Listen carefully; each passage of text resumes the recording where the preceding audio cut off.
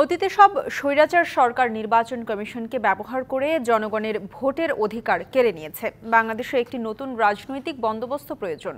দুপুরে রাজশাহীতে রাষ্ট্রের গণতান্ত্রিক রূপান্তরে নতুন রাজনৈতিক বন্দোবস্তের জন্য গণসংলাপে এসব কথা বলেন গণসংহতি আন্দোলনের প্রধান সমন্বয়কারী জুনায়েদ সাকিব। বলেন, ক্ষমতা কাঠামো পাকাপোক্ত করতেই ৭২-এর সংবিধান তৈরি করা হয়েছিল এবং ২০১১ সালে সংবিধান সংশোধন করে গণতন্ত্রের মোড়কে বাকশাল কায়েম করতে চেয়েছেন শেখ হাসিনা।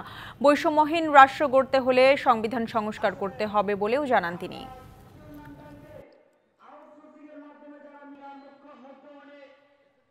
৭২ থেকে এই রাষ্ট্রকে মুক্তিযুদ্ধের আকাঙ্ক্ষা অনুযায়ী পায়নি। ৭২ সালে যে সংবিধান করা হয়েছে সেখানে ১৯৭১ সালের মানুষের যে জন আকাঙ্ক্ষা তাকে অস্বীকার করা হয়েছে, বরং তার বিপরীতে ৭২ সালের সংবিধান, তার ক্ষমতার কাঠামো, তার যাত্রা ওইদিকে। নগদের সর্বোচ্চ বার ১৬৭ টাকা রিচার্জে পাবেন ১ লাখ টাকা পুরস্কার। আরও আছে প্রতি সপ্তাহে পুরস্কার ও ক্যাশব্যাক।